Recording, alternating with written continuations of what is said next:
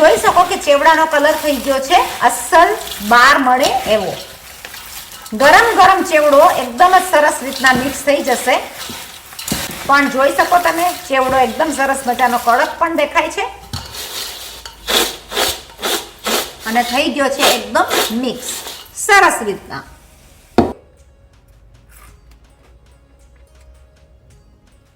સ્વાદમાં એકદમ બરાબર થયો છે.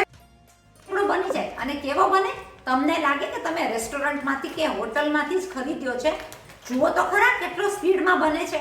તો આ ચેવડો આપણે શું કામ ના બનાવી નાખીએ? કારણ કે 11 આવે, ફાસ્ટિંગ આવે, ઘણી બધી વસ્તુઓ એવી આવે છે જ્યાં ફરાળ જ ખવાતું હોય. તો ચાલો બનાવી નાખીએ ઇન્સ્ટન્ટ ફરાળનો ઘરની અંદર રેસ્ટોરન્ટથી પણ બેટર ચોખ્ખો ચેવડો. આપણી તૈયારી ચાલુ કરી દઈએ 11ના ચેવડાની. અને કેવો ઇન્સ્ટન્ટ ચેવડો, કારણ કે મારી પાસે બે ટાઈપની આ કાચરી છે એટલે કે ક્રિપ્સ છે. ઇન્ડિયાના ભાષામાં કહેવાય છે વેફર. તો આ બે વેફરને આપણે મિક્સ કરીને ચેવડો કેવી રીતે ફરાળી ચેવડો જે બહારના દુકાનમાં મળતો હોય એવો જ બનશે. બંને ચેવડાની વેફર આપણે કરી નાખી છે મિક્સ. થોડો એવો એનો ભૂકો કરી નાખ્યો છે જેથી કરીને ચેવડો એકદમ જ સરસ થાય, સ્વાદિષ્ટ પણ લાગે અને એક સરખો મસાલો મિક્સ થઈ જાય છે ને. એકદમ સરસ મજાનો દેખાય છે ને. કેન્યાની અંદર જ્યારે ચેવડો થતો ત્યારે 10-20 કિલો બટેટાને ખમણીને કાચરી કરીને આ રીતના બનતા. પણ ઇન્સ્ટન્ટ ચેવડામાં કાચરી તૈયાર છે એટલે કે વેફર તૈયાર છે. આપણે બનાવી નાખશું ફરાળનો ચેવડો જે ખવાય વધારે 11માં પણ. લાલ કલરના મારી પાસે સિંગદાણા છે, એને હું લઈ લઈશ તાવડાની અંદર.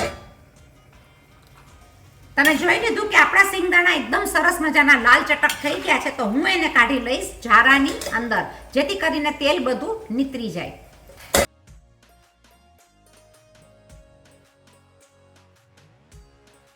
ઝારાને લઈ લેશું એક ડીશમાં. બીજો વારો છે કાજુનો. મેં કાજુના કપ નાખે છે ફાળિયા. કાજુને થતા જરા પણ વાર નહીં લાગે, તરત જ થઈ જશે કાજુ.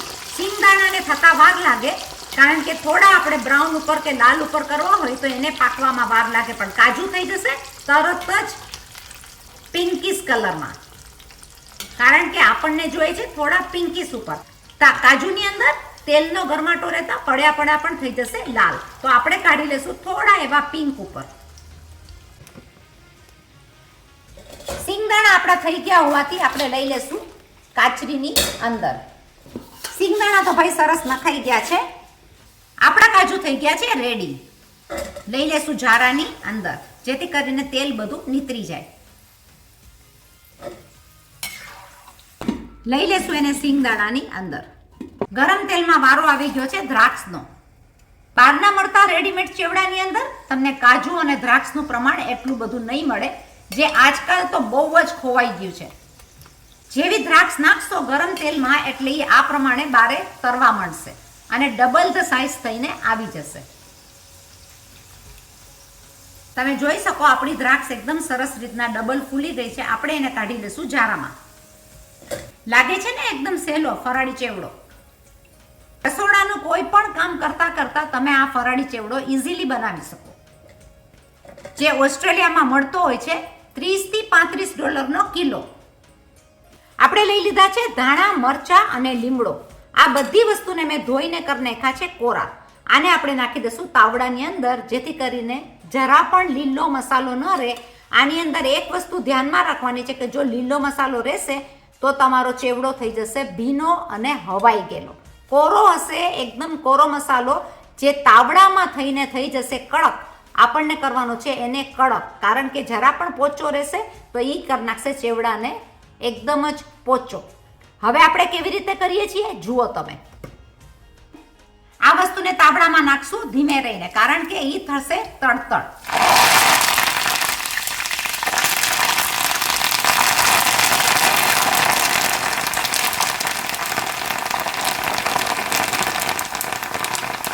થોડો એવો ઝારાનો ભાગ અંદર રાખીને તાવડાની અંદર આ બધી વસ્તુ આપણે જવા દેશું. ખાવા દેશું એકદમ કડક. આની અંદર આપણે લઈ લીધા છે સારા પ્રમાણમાં ધાણા, લીમડો અને લીલા મરચા. તમારા ઘરમાં કઈ રીતના લીલા મરચા ખવાય એ પ્રમાણે તમે વધારે ઓછા લઈ શકો. ત્યાં સુધી આપણા લીમડો અને ધાણા અને મરચા થાય છે ત્યાં સુધીમાં આ બધી જ વસ્તુ કરી નાખશું મિક્સ અને કરી નાખશું એની અંદર મસાલો. આની અંદરના મસાલામાં જશે મરી પાવડર. મરચાની ભૂકી તો ભાઈ ઓબ્વિયસલી નહીં જ પડે કારણ કે ફરાળનો ચેવડો છે.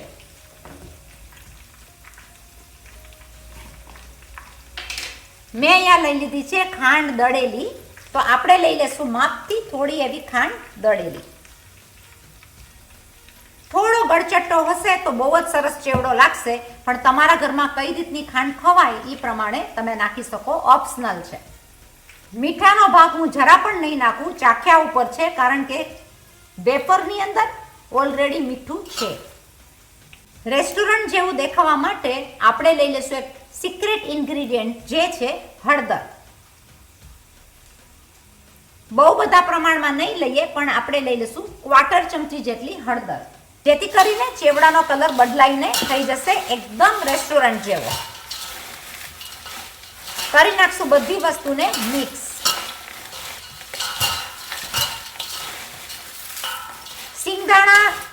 સિંગદાણા છે, કાજુ છે, દ્રાક્ષ છે, એનું તમે જોઈ શકો કે ચેવડાનો કલર થઈ ગયો છે અસલ બહાર મળે એવો. ગરમ ગરમ ચેવડો એકદમ જ સરસ રીતના મિક્સ થઈ જશે. હવે કરવાનો રહેશે એની અંદર વઘાર. પણ જોઈ શકો તમે ચેવડો એકદમ સરસ મજાનો કડક પણ દેખાય છે અને થઈ ગયો છે એકદમ મિક્સ સરસ રીતના. તમે જોઈ શકો કે આપણો આ લીમડો, કોથમીર અને મરચા એકદમ જ સૂકા થઈ ગયા છે, પણ હજી પણ એને થવા દેશું કડક, જેથી કરીને લીલુંપણું એકદમ જ નીકળી જાય.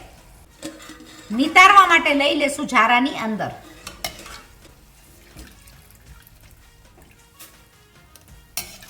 વઘાર માટે તમે જોઈ શકો મેં લઈ લીધું છે 1 ટીસ્પૂન જેટલું તેલ.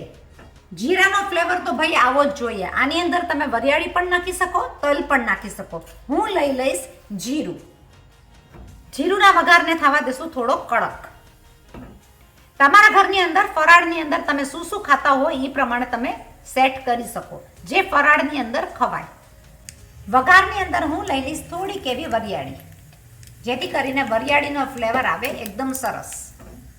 આ વઘાર આપણો થઈ ગયો છે એકદમ કડક અને સરસ મજાનો. લઈ લેશું ચેવડાની અંદર.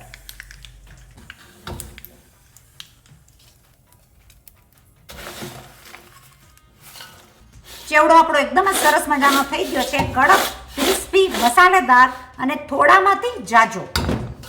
બધી મમ્મીઓ અને ઘરની ગૃહિણી શું લેશે, એ લોકોને જોઈએ છે કે બધું થોડામાં પતી જાય અને સહેલી રીતના પતે અને થોડાનો ઘણો ફાયદો. તો એ છે આ ચેવડો. તમે જોઈ જુઓ એકદમ જ સરસ રીતના ચેવડો થઈ ગયો છે. ક્યારે પણ તમે આ ખાવામાં લ્યો, વાટકામાં દહીં સાથે ખાવામાં પણ આ બહુ જ સ્વાદિષ્ટ લાગતો હોય છે. ફરાળના રસાવાળા શાકની અંદર પણ આ ચેવડો તમે નાખીને ખાઈ શકો. તો થઈ ગયો છે ચેવડો આપણો રેડી. જો તમને મારી રેસિપીઝ ગમતી હોય તો પ્લીઝ કરીને સબસ્ક્રાઇબ કરજો, લાઈક કરજો, શેર કરજો, આગળ ફોરવર્ડ કરજો. આપણો બની ગયો છે એકદમ સરસ મજાનો ચેવડો અને આપણે લઈ લેશું એને ટેસ્ટિંગમાં. જોઈ તો જોઈએ કેવો બન્યો છે. ગળાશ અને તીખાશનું મેજરમેન્ટ તમે એડજસ્ટ કરી શકો, પણ ચેવડો થતો હોય છે બહુ જ સરસ. બનાવજો જરૂર. આને ડીશમાં લઈને ટેસ્ટિંગ જરૂર કરીને જોઈએ કે કેવો લાગે છે આપણો આ બનાવેલો ચેવડો. સ્વાદમાં એકદમ બરાબર થયો છે. મીઠું ન નાખતા, જો તમે જો તૈયાર વેફર યુઝ કરવાના હોય તો આની અંદર મીઠું હોય, એટલે મીઠું ન નાખતા. જોઈતા પ્રમાણમાં એડજસ્ટ કરવું હોય તો તમે કરી શકો. પણ ચેવડો થયો છે એકદમ જ યમી, સ્વાદિષ્ટ, ફરાળ માટે ગમે ત્યારે ચાલે.